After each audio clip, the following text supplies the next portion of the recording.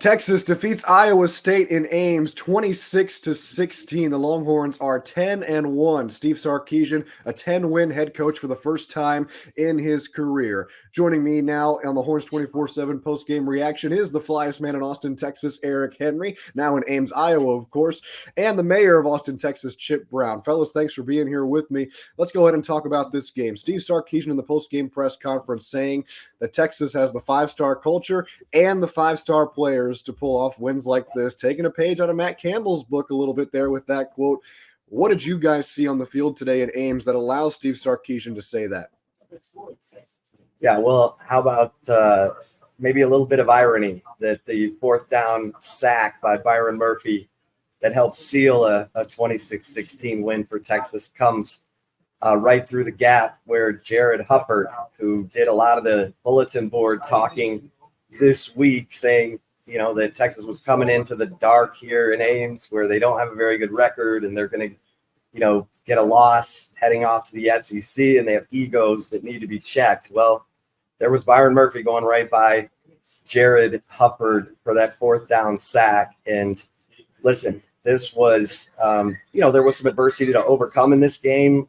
A lot of it self-inflicted, some of it maybe a couple questionable calls, but 2 touchdowns wiped off the board by penalties. One was absolutely merited. One looked really questionable. The holding call on Kelvin Banks on a 23-yard touchdown pass to Adonai Mitchell that was wiped out. But look, in the second half, Texas imposed their will. Defense holds Iowa State to 9 yards rushing, and they get some big performances again from Quinn Ewers with the AC joint sprain, CJ Baxter running the football. This was a huge culture win for Texas. Yeah, and Tommy, just to piggyback off Chip's point, I mean, I don't think we can belabor this enough, right? This was a 6-3 ball game at halftime. This was a game that in previous years, to talk about the five-star culture versus five-star talent and Jared Hufford, chirping off at the mouth about, wanting to check their egos. This was a game that maybe in the past would have gone a different way, right? But Chip Brown was right next to me down there on the field post-game, and he heard the players coming off the field, and he heard the talk of Jahdae Barron saying, walk in your trap, take over your trap, to quote the rapper Bankroll Fresh. And I asked Jahdae about that line post-game, and he said, yeah, listen, that attitude was needed. They got us pretty good my sophomore year, and we owed them something. We owed them a return in terms of a receipt, and they did just that. It was not hidden, Tommy. It was not a secret. As this Texas team left the field, they all made mention of egos being checked and letting them know, putting people on notice. That was the past. This is the new Texas. Yeah, and I love that Quinn Ewers was saying he was trying to, inflame Byron Murphy and Tavondre Sweat even more during the week to make sure that they were super lathered up. And, of course, Byron Murphy, 1.5 sacks in this game. He was constant pressure, and they were, he and Tavondre Sweat just the law, the sheriffs against Iowa State's running game. So, Texas improving to 10-1 with again, they had an answer every time they needed one. And one last thing, Tommy, really quick, Chip, you were there in the post game for this. How about Steve Sarkisian saying, hey, I wanted those guys to look 90 and 93 in the eye. If that's how you really feel about our culture, go look those guys in the eye. He made Tavondre Sweat and Byron Murphy captains for a specific reason. That Iowa State, we have to look at those guys and say, yeah, that's you want to check our egos? Well, speak to these guys. Yeah, and they certainly didn't hold up too well against 93 and 90. We'll touch on that a little bit later. Fellas, let's talk about the offense. Coming into this game, back-to-back 20-point leads blown by the Longhorns. This time, they put up 20 in the second half, and a big part of it, you guys talked a little bit about CJ Baxter, his first career rushing game for over 100 yards. He goes 20 carries, 117. How big was he on the ground for Texas today? And really, add in there, too, Jaden Blue, 7 carries for 18 yards, but he was great through the air, 4 catches for 31 yards. The running game, even without Jonathan Brooks, still seemed pretty solid today. Well, yeah, I mean, talking about CJ, Tommy, it's funny. We talked with him post-game for the first time this year. We got the true freshman, and I kind of kidded with him. I said, hey, you're a Florida native just like me. Is this the coldest game you ever played in? And he said, yeah, but I was excited for it. I was excited to go out there and really kind of prove myself and my worth. And something else that I thought was interesting, Chip, was a lot was made. We've touched about it a ton at Horns 24/7 about Jonathan Brooks' ability to force missed tackles, right? Him kind of turning a 2-yard gain into a 4-yard gain, or a 4-yard gain into a 6-yard gain. And Steve Sarkisian talked about it as well. Just his ability as a natural running back. When I asked CJ Baxter about it post-game, he said that he had a conversation with Jonathan Brooks at the hotel. And JB told him, just run. CJ said to him that I noticed when watching the film, you always find a way to just make that one cut and go. And Jonathan Brooks said to him, just run. And he ran for 118 yards today.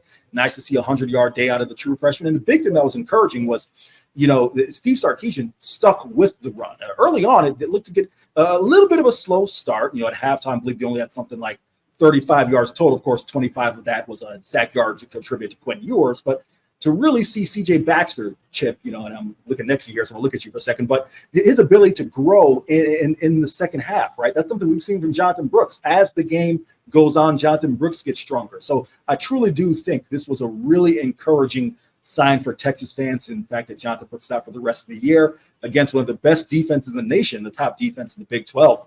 CJ Baxter, kind of his coming out party, CB. Yeah, and I think when you look at the fact that they did come out with an intent to impose their will on their first drive of the third quarter, they run it 4 times, and there was a 13-yard run in there from CJ Baxter. It absolutely set up the play action touchdown pass to Jordan Whittington, because Jordan Whittington sold the block as if he was blocking for a running play and then released right by safety Jeremiah Cooper to get wide open on a touchdown pass that Texas helped set the tone for the second half. And Jordan Whittington, that was his first touchdown reception of the season. Weirdly enough, his only touchdown reception last year came against Iowa State back in Austin. He had that little celebration with Bebo and his pen. But big game for Jordan Whittington. He also had the 2-point conversion for Texas on a really cool little flip from when Ewers, right before Ewers faked the handoff to CJ. It happened in a blink of an eye. But there were a lot of little plays in this game. The extra point block by Tavondre Sweat, the return for 2 points by Austin Jordan. And how about some love for our man Bert Auburn? He's now made 14 in a row and hits a 50-yarder right before the end of the first half, a 39-yarder in the first quarter, and a 42-yarder with 6 minutes left that basically capped the scoring for Texas. So, again, special teams could have gotten more out of special teams. Xavier Worthy had a big 51-yard punt return that only leads to a field goal, and he had an 86-yard touchdown on a return that got wiped out by a egregious block in the back by Keaton Crawford. But hey, every part of every phase of the game got some contribution tonight for Texas to win this game. All right, last phase of the game that we'll talk about here, fellas, is the defense. There was a lot of chirping from the Iowa State sidelines that we heard coming into this week from Jared Hufford, the offensive lineman. On the ground, Texas holds Iowa State to 9 total yards on 21 carries. That is good for 0.4 yards per carry. So once again, Tavondre Sweat, Byron Murphy, and the guys in the middle showing up, but really the unit as a whole, I think, played one of their better games of the season. They get 3 sacks, 6 tackles for loss. Iowa State just 332 total yards of offense. If you want to nitpick a little bit, you maybe say that some of the crossing routes had Texas's number earlier on, but nonetheless, you can't really complain to holding Iowa State to 16 points at home in a place they've struggled so much. What did you make of this Texas defense in a battle really between two of the top defenses in the Big 12? Well, I thought it was crazy that as soon as they took a double-digit lead, they gave up a drive full of chunk plays in the passing game. Rocco Becht went 5 of 5 passing right after Texas went up 13-3, and he caught Texas on a wheel route to Eli Sanders for the touchdown, and they got burned on a 4th and 1 for a 66-yard touchdown. Jaron Thompson, who had the interception that led to a Texas touchdown, got caught sniffing on the 4th and 1, let Easton Dean, the tight end, go right by him all alone, wide open, 66-yard touchdown reception. But we did have a Jalen Catalon sighting tonight. That's promising. But Eric, this was a defense who had an answer when they had to have it, including that fourth down sack from Byron Murphy to help seal the win. Yeah, Chip. I mean, I'm going to piggyback off what you said there. I don't read too much into some of the underneath stuff that they were giving up because, for the most part, outside of the one deep shot that looked like Ryan Watts got beat on, there was nothing over the top of Texas's defense, right? So in my mind, listen, you're going to give up some of those things underneath. Rocco Beck, he's a gamer. Iowa State, they've really performed well in the underneath pass game. You can go look at some of the advanced stats and see that. But in my mind, again, just the want to, the will. Seeing guys step up and make plays. Jaron Thompson, Chip, it's really good to see a guy who, I don't want to say he'd been out of the rotation, but he'd been banged up a little bit. Certainly isn't playing as many snaps as he played last year. To see a veteran like Jaron respond with a key interception was a great read. Rocco Beck was looking that side the entirety of that play. Jaron undercuts that route, pick, and that leads to a Texas score. So some of that versatility. Also, Jahdae Barron. We saw, I mentioned this to Chip up in the press box. We saw a little bit of a different wrinkle, right? Him on the outside and seeing Mo Blackwell, a guy who, has some safety skills coming and playing in the slot, right? David Benda. And of course, we talked about the opening of this video. What Tavondre Sweat and Byron Murphy do for the entirety of this defense. They allow for guys, like whether it's a Jalen Catalon coming up and run support, or it's the guys off the edge, or it's, Jalen Ford and the rest of the guys to make plays. They are the tone setters. And I think one of the things that maybe you wouldn't think about a team unless you realize and you've watched this team like we have for now 10, 11 weeks is how good those two guys are. They can be the tone setters for this defense. They make everybody else better. I mean, again, we saw how many times was Rocco Beck under duress. That was set up. Maybe those guys didn't get the sacks, but that was set up by the penetration that was coming from 90 and 93. So everything starts with them, and it allowed for a variety of playmakers to make plays here tonight. Well, 90 and 93 continuing to put on a spectacular season. And fellas, I think you might say after tonight, 93 might be a lock for the Big 12 Defensive Player of the Year. We'll leave that to those who can decide that. But last thing for everyone here, we're going to go offensive and defensive players of the game. Fellas, take it away. Well, my defensive player of the game, it's going to be Byron Murphy because he had an answer every time. Texas needed him to have an answer. And, offensively, as much as, you got to credit Quinn Ewers for playing with this AC joint sprain, I think you got to, give some love to CJ Baxter taking over for, Jonathan Brooks, who's been so good for CJ to run, 20 times for 117 yards tonight. They needed it. They had to have it. He caught 5 passes. He was the leading receiver for, Texas in terms of receptions.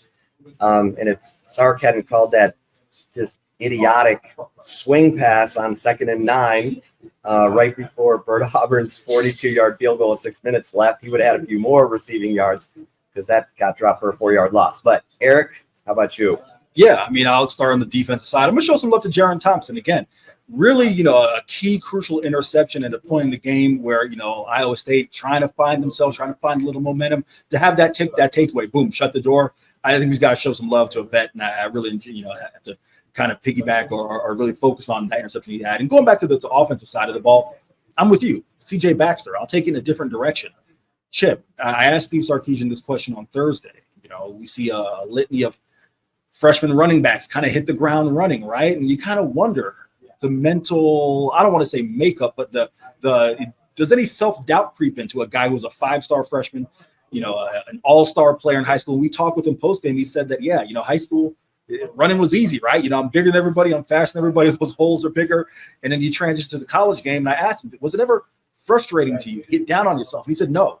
I have a great group of guys around me. I'm in a great running back room. I've got a great position coach in Tashard Choice, and him answering the bell, answering the call. How many times have we talked about this Texas team and different players needing to answer the challenge? So want to just kind of show some love to CJ in that respect and bouncing back, keeping his head in the game. He's steadily improved as the season has gone on. And I believe this is a career high in rushing yards for him. It should be his first 100-yard day, 118 yards on the ground. So I'm piggybacking off of Chip Brown and saying CJ Baxter is my offensive player of the game. You are correct, Eric. That is his career high in rushing yards. First career 100-yard game. Defensive player of the game for me. I'm surprised neither of you guys picked him. I'm going to Andre Sweat. I think he was just doing what he's done all season, plugging up the middle of the field. And Eric, like you touched on, generating pressure to make Rocco Beck's life a little bit more difficult, even when he wasn't able to bring him down, just getting into the backfield and making it uncomfortable for a freshman quarterback. Offensively, I'm tipping my cap to Quinn Ewers. I think, Chip, we've talked a lot about the AC joint sprain. He's not 100%. Didn't look it. There was that one throw down the sideline where he would completely underthrew. I don't remember if it was Adonai Mitchell or Xavier Worthy, and that was one you could kind of tell. But still, 70% completion percentage, 281 yards, 2 touchdowns, no interceptions. He's continuing to play well, and Texas needed that, I think, as much as they needed CJ Baxter to have a good game offensively. So your final score from Ames, 26-16. Texas wins it. They're 10-1. Texas Tech coming into town next Friday. Well, thank you so much for being here with us on the Horns 24/7 YouTube channel for our post-game reaction. For Eric Henry and Chip Brown joining us from Ames, Iowa, my name is Tommy Yarsh. Thanks for watching, and we'll see you next time.